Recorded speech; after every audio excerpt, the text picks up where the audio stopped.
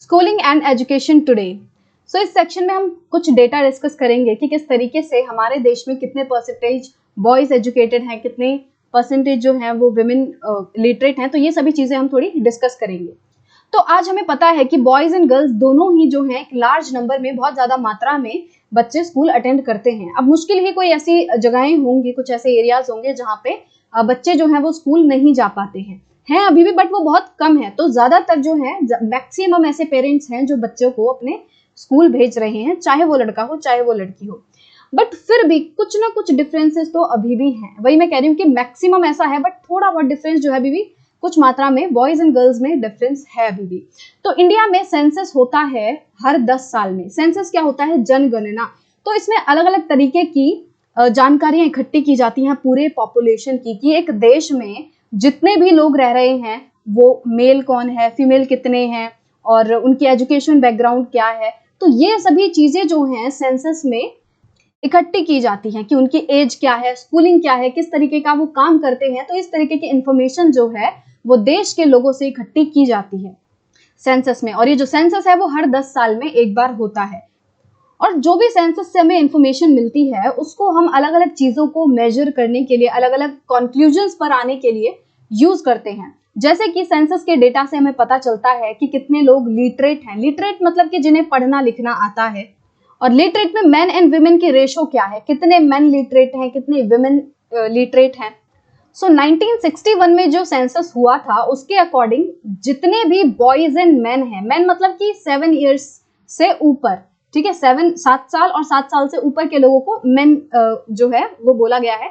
या फिर ये जो कैटेगरी है मेन एंड बॉयज वाली, वो किस एज के ग्रुप को कंसीडर कर रही है, मतलब 7 साल के लड़के और उससे ऊपर वाला जो एरिया है, उसके ऊपर वाले जो लोग हैं एज के मेन जो हैं, उन सभी में से 40% ऐसे लोग हैं, मतलब जितने भी आदमी थे इस टाइम पे उसमें 40% ऐसे लोग थे जिन्हें की लिखना पढ़ना आता है, जो कि कम से कम अपना नाम जो है लिख सकते थे। तो जितने भी बॉयज एंड मेन थे उनमें से 40% ऐसे थे जो कि लिटरेट थे। वहीं इसी टाइम पे जो भी गर्ल्स एंड वुमेन थी वो सिर्फ और सिर्फ 15% थी जो कि लिटरेट थी, जो कि अपना कम से कम अपना नाम जो है वो लिख सकती थी। तो आप बॉयज को देखोगे वो 40% लिटरेट थे और गर्ल्स एंड वुमेन का देखोगे आप सिर्फ 15%। तो जो परसेंटेज है गर्ल्स एंड वुमेन की वो बहुत ज्यादा कम है।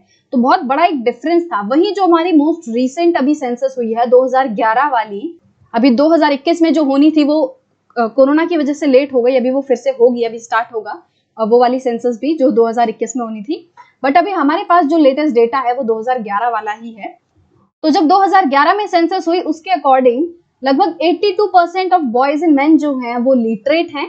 मतलब कि 40% से 1961 में जो परसेंटेज 40% थी अब वो 82% हो गई है, कि 82% बॉयज एंड मेन जो है अब वो लिटरेट है, अपना नाम जो है लिख सकते हैं। वहीं गर्ल्स की जो परसेंटेज है वो भी 65% हो गई है। और वहीं आप देखोगे कि 1961 में ये जो परसेंटेज थी वो सिर्फ और सिर्फ 15% थी। तो लिटरेट के मामले में, पढ़ाई लिखाई के मामले में गर्ल्स की भी परसेंटेज बढ़ी है और बॉयज की भी। बट अगेन अगर हम देखें कि 2011 के अकॉर्डिंग भी बॉयज की जो परसेंटेज है वो ही ज्यादा है। मतलब कि 82% ऑफ बॉयज एंड मेन जो हैं वो लिटरेट हैं, वही 65% जो हैं वो गर्ल्स हैं। माना कि 1961 से लेके 2011 तक दोनों की, गर्ल्स की ही जो नंबर है लिटरेट का, बॉयज का भी जो नंबर है लिटरेट का वो बड़ा है, बट स्टिल जो डिफरेंस है दोनों में वो अभी भी है।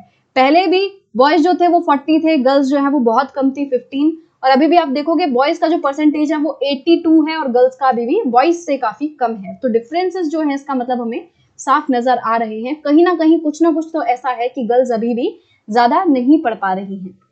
तो यहाँ पे ये टेबल दी हुई है जिसमें बताया है कि हर साल मतलब कि कितने परसेंटेज बॉयज हैं, कितने परसेंटेज गर्ल्स हैं जो कि स्कूल को छोड़ते हैं, ठीक है, स्कूल को लीव करते हैं, वहां से अपना नाम कटवा लेते हैं। तो 2014-15 का ये डेटा है। तो average annual drop out rate in school education, कि कितने बच्चे जो हैं वो अपना नाम कटवा लेते हैं स्कूल से। तो अगर हम प्राइमरी एजुकेशन का देखेंगे तो जो 1st से 5 क्लास के जो बच्चे हैं उसमें 4.36% ऐसे लड़के हैं जो कि अपना नाम कटवा लेते हैं और गर्ल्स 3.88 है, टोटल इतना है। तो आप ये टेबल को पढ़ सकते हो।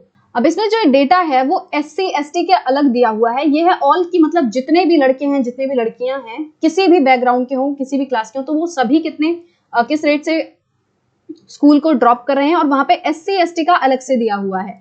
ठीक है, तो हम देखेंगे कि टोटल में जो गर्ल्स हैं वो सिर्फ और सिर्फ 16% ऐसी हैं जो कि स्कूल को लीव कर रही हैं। सेकेंडरी क्लास में हम देख सकते हैं, अपर में भी देखेंगे, और यहाँ पे अगर हम इसका कंपैरिजन इससे करेंगे तो हमें पता चलेगा कि SC क्लास में, ST क्लास में जो ड्रॉप रेट है गर्ल्स का वो बहुत ज्यादा है। मतलब जितनी भी गर्ल्स हैं उनमें से ज्यादातर SC ST की लड़कियां ऐसी हैं जो कि स्कूल को ड्रॉप कर रही हैं। कैसे? जैसे आप देखोगे ऑल गर्ल्स प्राइमरी क्लास में 3.88% ऐसी हैं जो कि गर्ल्स लीव करती हैं, और इसमें देखोगे SC ST की गर्ल्स कितनी हैं? 4.20।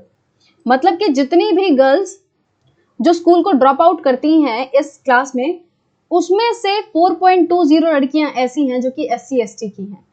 तो SC में 4.20 ऐसे परसेंटेज जो लड़कियां हैं वो अपना स्कूल छोड़ देती हैं। तो देखोगे आप, ये जो परसेंटेज है वो ऑल गर्ल्स से ज्यादा है, और ST का भी और ज्यादा है, वो है 6.84% जो गर्ल्स हैं वो स्कूल को लीव कर देती हैं। तो हम देखेंगे कि ऑल गर्ल्स की कैटेगरी में जो लड़कियां स्कूल छोड़ती हैं उससे कहीं ज्यादा हमें परसेंटेज दिखेगी SC एंड ST वालों की, कि जो लड़कियां SC कैटेगरी की हैं, ST कैटेगरी की हैं, वो ज्यादा मात्रा में स्कूल को छोड़ रही हैं, स्कूल को लीव कर रही हैं। The 2011 census also found that Muslim girls are less likely than SC and ST girls to complete the primary schools. और 2011 के सेंसस से ये पता चला है कि मुस्लिम गर्ल्स का तो और भी जो कंडीशन है वो और खराब है, कि वो SC ST गर्ल्स से भी ज्यादा मात्रा में वो स्कूल को लीव करती हैं। मतलब उनके पास जो चांसेस हैं स्कूल जाने के मुस्लिम गर्ल्स के पास, वो SC ST वाली गर्ल्स से भी ज्यादा कम है। While a Muslim girl is likely to stay in school for around 3 years, girls from other communities spend around 4 years in school. तो वही कंपैरिजन बताया हुआ है कि जो मुस्लिम गर्ल्स हैं वो लगभग 3 साल तक स्कूल में रहती हैं, वहीं जो दूसरी लड़कियां हैं वो लगभग 4 साल तक स्कूल में रहती हैं नॉर्मली, कि मतलब 4 साल के बाद फिर वो स्कूल से नाम कटवा लेती हैं। तो जो दूसरी कम्युनिटी की गर्ल्स हैं उनमें तो भी कम से कम 4 साल वो रह रही हैं। मुस्लिम गर्ल्स का तो सिर्फ और सिर्फ एवरेज जो है वो 3 साल है, तो काफी ज्यादा जल्दी मुस्लिम गर्ल्स जो है अपना नाम कटवा लेती हैं। अब इस चीज के बहुत सारे रीजन है कि क्यों दलित जो कैटेगरी के लोग हैं, आदिवासी कैटेगरी के लोग हैं, SC ST वाले लोग हैं, मुस्लिम कम्युनिटीज की जो लड़कियां हैं, ये क्यों स्कूल लीव कर रही हैं। कोई तो कारण होगा, इन बच्चों को ऐसे ही मजा तो आएगा नहीं कि अपनी पढ़ाई छुटवाने में। क्या कारण है? राइट, क्योंकि हम देख रहे हैं कि ज्यादातर जो बच्चे हैं SC ST क्लास से, मुस्लिम कम्युनिटी से, वो ही स्कूल को छोड़ रहे हैं। तो in many parts of the country, especially in rural and poor areas, there may not even be proper schools. तो एक कारण तो ये हो सकता है कि जो पिछड़े हुए जगहें हैं, जो रूरल एरियाज हैं, जहाँ पे ज्यादातर दलित वगैरह रहते हैं मान लो, या फिर जो नॉर्मली रूरल एरियाज हैं, उनमें जो स्कूल की कंडीशन है वो बहुत ज्यादा खराब हो सकती है, क्योंकि वहां पे हो सकता है कि प्रॉपर टीचर ही ना हो जो कि रेगुलर बेसिस पे आते हो सकता है कि टीचर 10 दिन में सिर्फ एक बार पढ़ाने आता हो। अब अगर ऐसा हालत रहेगी तो क्या बच्चे स्कूल जाना चाहेंगे? वो कहेंगे कि भाई टाइम क्या वेस्ट करना, टीचर तो है ही नहीं, हम कहाँ पढ़ेंगे, इससे अच्छा तो नाम ही कटवा लो। ठीक है, तो इस तरीके से हो सकता है। कुछ कारण ये भी हो सकते हैं कि जो स्कूल है वो बच्चों के घर के पास नहीं है, बच्चों को बहुत ज्यादा दूर ट्रैवल करके जाना पड़ रहा है। और लड़कियों के लिए तो ये कंडीशन और भी ज्यादा खराब होती है कि अगर स्कूल जो है वो घर से ज्यादा दूर होगा तो पेरेंट्स जो है वो ज्यादा सिक्योर नहीं समझते लड़कियों को स्कूल भेजना। तो लड़की हो लड़का हो, एक कारण ये भी हो सकता है कि अगर स्कूल बहुत ज्यादा दूर है तो पेरेंट्स जो हैं वो स्कूल नहीं भेजें। क्यों? क्योंकि ट्रांसपोर्ट फैसिलिटीज नहीं होंगी वहां पे, बसेस, वैन्स, तो ये सब अगर ये सब नहीं है तो पेरेंट्स जो है वो बच्चों को स्कूल नहीं भेजते हैं, और स्पेशली जो है वो गर्ल्स को स्कूल ज्यादा दूर नहीं भेजना पसंद करते हैं। तो एक कारण हो गया कि भाई स्कूल की ही कंडीशन खराब है, टीचर नहीं है। दूसरा कारण ये हो गया कि स्कूल दूर हो सकता है। तीसरा कारण ये है कि हो सकता है कि जो फैमिली है उसकी कंडीशन ही ऐसी नहीं है कि वो अपने बच्चे को स्कूल भेज पाए, कि वो बहुत गरीब है, उसके पास पैसा नहीं है कि वो एक मतलब मिनिमल फीस भी वो पे कर पाए। और हो सकता है कि अगर कहीं पे थोड़ी बहुत हालत है तो वो अपने लड़कों को भेजना ज्यादा प्रेफर करते हैं, कि मान लो किसी के घर में लड़के भी हैं लड़कियां भी हैं और उनकी हालत इतनी अच्छी नहीं है कि वो अपने सारे बच्चों को स्कूल भेज पाए, तो वो क्या प्रेफर करते हैं कि हम सारे बच्चों को तो स्कूल नहीं भेज सकते, तो एक काम करते हैं सिर्फ लड़कों को स्कूल भेज देते हैं और लड़कियों को घर में रख लेते हैं। तो अगर किसी कंडीशन खराब है तो वो क्या करते हैं, प्रेफर करते हैं कि वो लड़कों को ही स्कूल भेजें। तो इस कारण से लड़कियां जो है वो पीछे रह जाती हैं एजुकेशन लेने में। बहुत सारे बच्चे डिस्क्रिमिनेशन के कारण जो है स्कूल को छोड़ देते हैं, कि उनके साथ डिस्क्रिमिनेशन होता है। जैसे कि हमने ओम प्रकाश वाल्मीकि की कहानी पढ़ी थी कि किस तरीके से उनसे पूरे स्कूल में झाड़ू लगवाई गई थी, सिर्फ क्यों? क्योंकि वो एक दलित कम्युनिटी से आते हैं, तो डिस्क्रिमिनेशन के कारण भी हो सकता है बच्चे अपना नाम कटवा लें।